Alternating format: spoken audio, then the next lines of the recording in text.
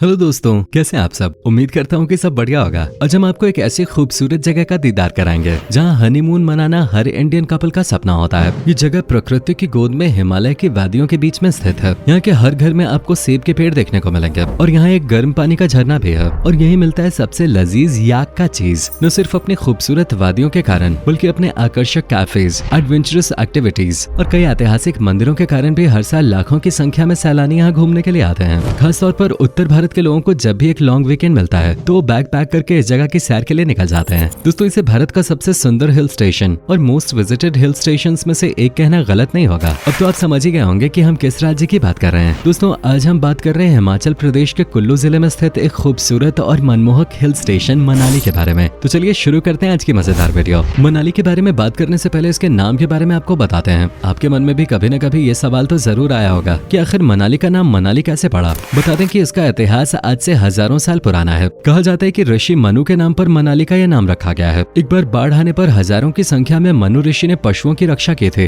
और उन सभी पशुओं को मनाली लेकर आए थे। इसके बाद मनु ऋषि को ये जगह इतनी पसंद आ गई कि वो यहीं पर साधु बनकर रहने लगे। पहले इसका नाम मनुआलय रखा गया था, लेकिन समय के साथ इसका नाम बदलकर मनाली पड़ गया। दोस्तों, एक बार मनाली आने के बाद सैलानियों का मन यहाँ से वापस जाने का ही नहीं करता। मनाली को ज्यादातर लोग सिर्फ एक हिल स्टेशन के रूप में जानते हैं, लेकिन इसके अलावा अपने इतिहास, हस्तशिल्प कला, स्वादिष्ट व्यंजन, फेस्टिवल और कल्चर भी यहाँ की शोभा में चार चांद लगाने का काम करते हैं। मनाली में मुख्य रूप से 3 चोटियां आती हैं। इनमें पहली है ओल्ड मनाली, दूसरी है वशिष्ठ पहाड़ी और तीसरी है डुंगरी चोटी। ये तीनों ही जगह अपने आप में काफी विशेष हैं और इन सभी पहाड़ियों का इतिहास काफी पुराना है। इतना ही नहीं, तीनों पहाड़ियों पर एक एक प्रमुख मंदिर भी बना हुआ है। मनाली समुद्र तट से लगभग 2000 मीटर की ऊंचाई पर स्थित है। बचपन से हम पढ़ते और सुनते आए हैं, an apple a day keeps the doctor away.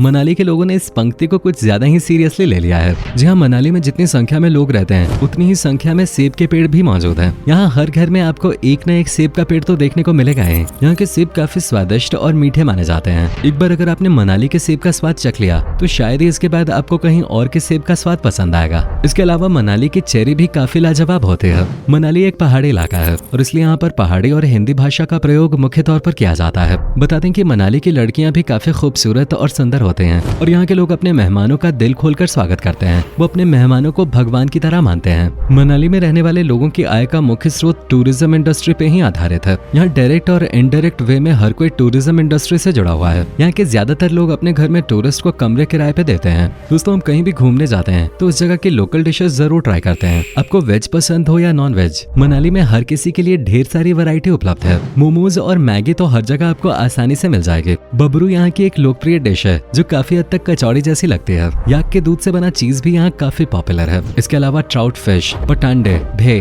अखटोरी, कैंटीनीज noodles और छागोश्त जैसी अनेकों डिशेस का लुत्फ आप मनाली में ले सकते हैं। इसके अलावा मनाली में मिठा नामक एक प्रसिद्ध स्ट्रीट फूड है जो आमतौर पर लगभग सभी नुक्कड़ पे मिलता है। मनाली के पास ही कसौल नाम की एक जगह है जिसे मिनी इजराइल ऑफ इंडिया भी कहते हैं और मनाली में भी इजरायली कल्चर का थोड़ा बहुत प्रभाव आपको देखने को मिल जाएगा। इजरायली कल्चर के कुछ कैफेज और रेस्टोरेंट्स भी मनाली में बने हुए हैं। कहा जाता है कि 5 पांडवों में से एक भीम की पत्नी हिडिंबा ने इसी स्थान पर अपना राक्षस रूप त्यागा था और वो माँ दुर्गा के रूप में अवतरित हुए थे। हिडिंबा मंदिर की अपने आप में बहुत मान्यता है। ये मंदिर पगोड़ा शैली में निर्मित है और दशहरा के शुभ अवसर पर यहाँ हिडिंबा देवी की रथ यात्रा निकाली जाती है। डुंगरी फेस्टिवल का आयोजन भी इसी स्थान पर किया जाता है। इस दौरान करनाल इंस्ट्रूमेंट बनाया जाता है और कुल्लू नाटी जैसे लोक नृत्यों पर लोग जमकर झूमते गाते हैं। दोस्तों, मनाली के आसपास कई ऐसी रहस्यमयी जगह हैं जिनके बारे में बहुत कम लोग जानते हैं। कुल्लू जिले के अंतर्गत मलाना नाम का एक गाँव पड़ता है। आपको जानकर हैरानी होगी कि यहाँ के लोग भारत का संविधान नहीं मानते और बाहर से आने वाले पर्यटकों को गाँव में किसी भी चीज को छूने की अनुमति नहीं होती। अगर कोई व्यक्ति किसी घर को या गांव के सदस्य को हाथ लगाता है तो उस पर जुर्माना लगाया जाता है और गांव के सभी लोग अपने गांव में ही शादी करते हैं। अगर कोई इस नियम को तोड़ता है तो उसे समाज से निकाल दिया जाता है।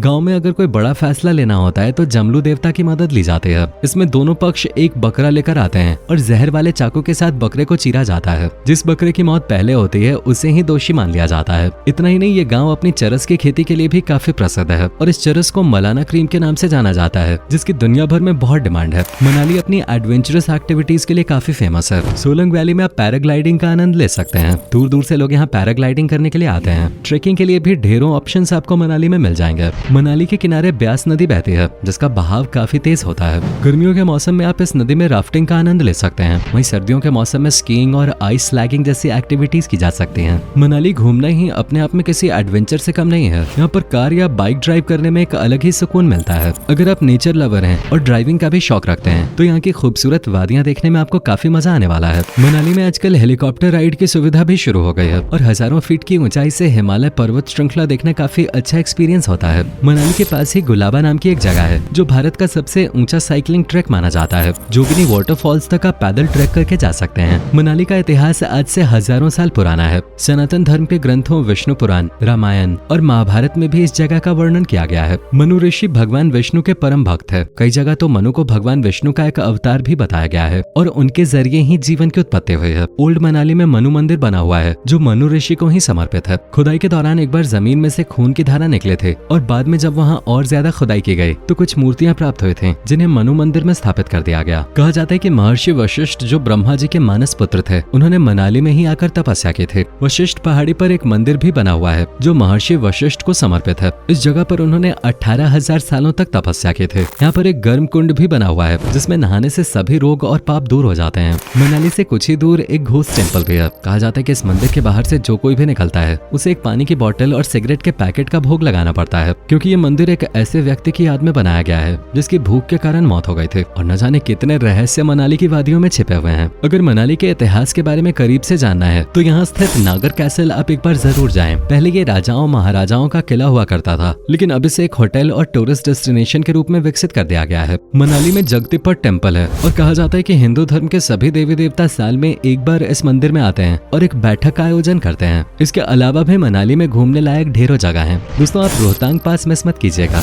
अगर आपको असल में प्रकृति की खूबसूरती को नजदीक से देखना है तो एक बार रोहतांग पास जरूर विजिट करें। पहले यहाँ पहुँचने में लंबा वक्त लगता था, लेकिन अटल टनल के बनने के बाद बहुत कम समय में रोहतांग पास पहुंचा जा सकता है। स्पीति वैली और लद्दाख जाने वाले लोग भी ज्यादातर इसी रास्ते का इस्तेमाल करते हैं। यहाँ पर आपको बड़ी संख्या में बाइक राइडर्स नजर आ जाएंगे। देश के कोने कोने से राइडर्स इस रोड पे बाइक चलाने और लद्दाख तक का सफर तय करने के लिए आते हैं। सूठन विलेज भी मुख्य मनाली से कुछ ही किलोमीटर की दूरी पर स्थित है। इसे इग्लू विलेज भी कहा जाता है। माना जाता है इग्लू बनाने की शुरुआत यहीं से हुई थी। कुल्लू मनाली से लगभग 40 किलोमीटर की दूरी पर स्थित है और एक खूबसूरत हिल स्टेशन है। Arjun Gufa, Fun Vihar Park, Raghunath Temple, Parvati Valley और भृगु लेक जैसी अनेकों जगहें आप मनाली में घूमने के लिए जा सकते हैं। कई तिब्बती मॉनेस्ट्रीज भी मनाली में बने हुए हैं। यहाँ पर लोसार फेस्टिवल काफी धूमधाम से मनाया जाता है, जो तिब्बतियों के नववर्ष के रूप में जाना जाता है। मनाली से चंद घंटों की दूरी पर आप मणिकरण, कसौल और सिसु वैली जैसी तमाम जगहों पर जा सकते हैं। हर जगह पर आपको कुदरत के खूबसूरत नजारे देखने को मिलेंगे। शायद ही मनाली की कोई ऐसी जगह होगी जिसे आप अपने कैमरे में कैद न करना चाहें। आप मनाली साल के किसी भी महीने में आ सकते हैं और हर मौसम में आपको यहाँ पर एक अलग ही वातावरण नजर आएगा। सर्दियों में चारों तरफ बर्फ से ढकी चोटियां नजर आएंगे, तो वहीं गर्मियों में हरे भरे जंगल और मैदान आपको मंत्रमुग्ध कर देंगे। वसंत ऋतु के दौरान यहाँ की आबो हवा काफी अच्छी होती है और इस मौसम में आपको यहाँ कई दुर्लभ प्रजाति के फूल भी खिले हुए नजर आ जाएंगे। बरसात के दिनों में भी मनाली में एक अलग ही रौनक और खूबसूरती नजर आती है। हालांकि पहाड़ी इलाका होने के कारण बरसात ऋतु में यहाँ मिट्टी स्लिपरी होने का खतरा बना रहता है, इसलिए जुलाई अगस्त के महीने में मनाली ट्रिप को अवॉइड करना ही बेहतर है। लेकिन इसके अलावा आप किसी भी समय यहाँ पर आ सकते हैं। मनाली तक पहुँचने के कई साधन है, लेकिन सबसे बेस्ट साधन बस या टैक्सी का माना जाता है। टूर एंड ट्रैवल की बसों से या फिर हिमालयन ट्रांसपोर्ट की बसों के जरिए आप मनाली तक पहुँच सकते हैं। अगर पहाड़ों पर कार चलाने का अनुभव है तो अपनी खुद की कार से भी मनाली तक पहुँचा जा सकता है। हालांकि इसके लिए आपको ग्रीन टैक्स का भुगतान करना होगा। भुंटर एयरपोर्ट जो कुल्लू में स्थित है वो मनाली का सबसे नजदीकी एयरपोर्ट है, लेकिन क्योंकि ये एक छोटा एयरपोर्ट है इसलिए यहाँ की फ्लाइट्स अक्सर काफी महंगी रहती हैं।